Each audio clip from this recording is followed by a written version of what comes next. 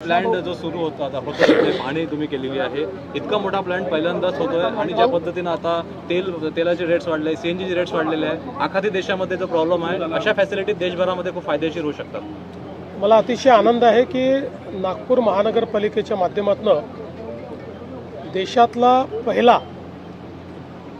Dry डायजेशनच्या माध्यमातून CBGचा plant या ठिकाणी जवळपास तयार झालेला आहे। आज आम्ही या प्लॅनची पूर्ण माहिती घेतली, पाहणी केली आणि 3 फेजेसमध्ये आता सुरुवातीला 400 टन, मग पुन्हा 400 टन आणि ऑगस्टमध्ये 400 टन असा 1200 टनचा हा प्रोजेक्ट ऑगस्टमध्ये पूर्णपणे कमिशन होईल, पण त्याचा पार्ट आताच कमिशन होतोय।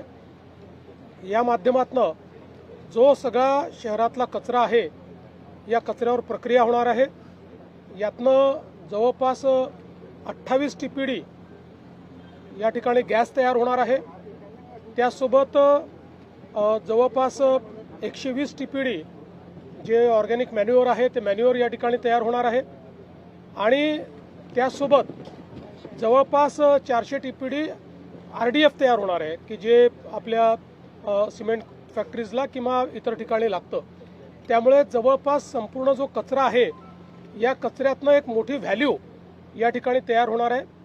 हा देशातला पहिला असा प्लांट आहे की जो विदाऊट टिपिंग फी या ठिकाणी संपूर्णपणे खाजगी गुंतवणुकीतून करण्यात आला आहे। जवळपास 300 कोटी रुपयाची गुंतवणूक ही या ठिकाणी त्यांनी केलेली आहे आणि हे जे मॉडेल आहे हे इतकं चांगलं आहे की ज्याच्यातनं पुढच्या काळात कुठेही कचऱ्याचे ढीग आपल्याला दिसणार नाही आणि वेस्टला वेल्थमध्ये कन्वर्ट करून त्या माध्यमातून आपण जो काही आपलं पर्यावरण आहे त्या पर्यावरणाची हानी देखील मोठ्या प्रमाणात टाळणार आहोत। जे वर्षानुवर्ष हा सगळा जो पूर्व नागपूरचा भाग आहे की ज्या भागामध्ये आपण भांडेवाडी म्हटल्यानंतर कचऱ्याचे ढीग आणि वास अशा प्रकारचं जे समीकरण होतं हे पूर्णपणे संपत आहे आणि पुढच्या 3-4 महिन्यानंतर या ठिकाणी वासाचा प्रश्न देखील संपेल आणि जवळपास 6-8 महिन्यात वर्षभरात संपूर्ण ढीग संपून या ठिकाणी अगदी सगळी लँड रिक्लेम झालेली असेल। मला असं वाटतं की देशातला एक अतिशय महत्त्वाचा अशा प्रकारचा प्लॅन आज या ठिकाणी तयार झाला आहे। मराठा समाजासाठी सर्वाधिक निर्णय तुम्ही मुख्यमंत्री असलेल्या सरकारने घेतलेले आहे, तर ही जरांगे पाटील आज भर उन्हात उपोषणाला बसले, विखे पाटील त्यांना भेटायला गेलेले आहे। सरकारचे प्रमुख म्हणून तुमचं काय म्हणणं आहे? बघा, सरकार या प्रश्नावर नेहमीच सकारात्मक आहे। सरकारने वारंवार निर्णय घेतलाय, प्रत्येक वेळी जेव्हा अडचण आली त्यावेळी सरकारने निर्णय घेतलेला आहे आणि या संदर्भात मी एवढंच सांगेन की सरकारची भूमिका पारदर्शक आहे, सरकारची भूमिका सकारात्मक आहे आणि ती भूमिका आम्ही सातत्याने मांडतोय आणि यापुढेही सरकारची भूमिका ही सकारात्मकच असेल। आमचं सरकार सर्व समाजाकरता सकारात्मक काम करणारं सरकार आहे।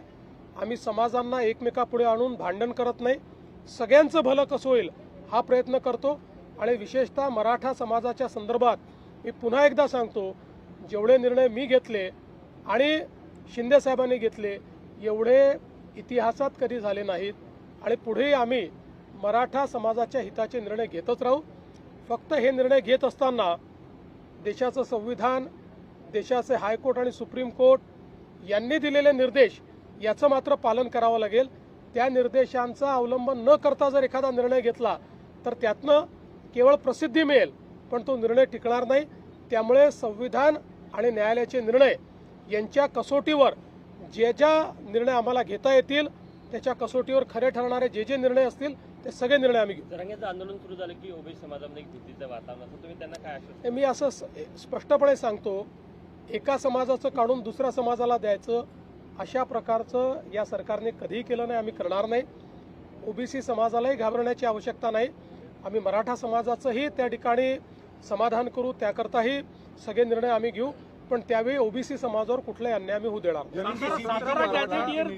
GR काढण्याची मागणी त्यांनी केलेली आहे। नाही, त्या संदर्भात आता चर्चा चाललेली आहे, एवढ्या डिटेलमध्ये मी बोलणार नाही। मी पुन्हा एकदा सांगतो, न्यायालय, कायदा आणि संविधान याच्या चौकटीत बसून कुठलाही निर्णय घ्यायला आम्ही तयार आहोत। मराठा मंत्रालयाची देखील मागणी केली आहे, क्या बताएंगे जी? एक ये बहुत ही महत्वपूर्ण इस प्रकार का प्रोजेक्ट यहाँ पर तैयार हुआ है। जो म्यूनिसिपल वेस्ट है करीब 1200 टन पर डे, 1200 टीपीडी, उसका प्रोसेसिंग का ये प्लांट है।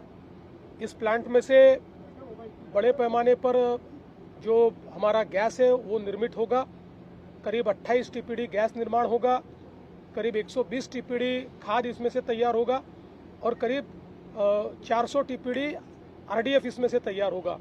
तो एक प्रकार से देश का ये पहला प्लांट है जहां पर पूरा जो कचरा है ये ड्राई डाइजेशन की पद्धति से इस प्रकार से कन्वर्ट हो रहा है और विदाउट टिपिंग फी यहाँ पर इसका निर्माण किया है।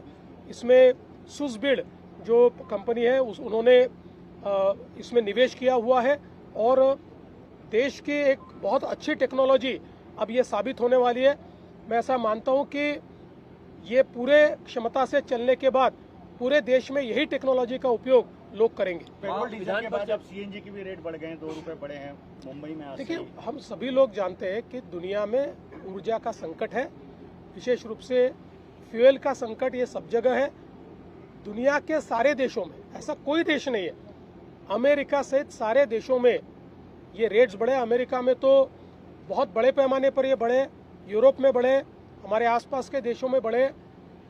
अगर हमको सप्लाई चेन मेंटेन करनी है तो हम लोगों को ज़्यादा पैसा पे करना पड़ेगा। जैसे ही मुझे लगता है कि ये सारा क्राइसिस खत्म होगा तो प्राइसेस स्टेबलाइज होगा। महाराष्ट्रामध्ये पाऊस कमी पडणार आहे.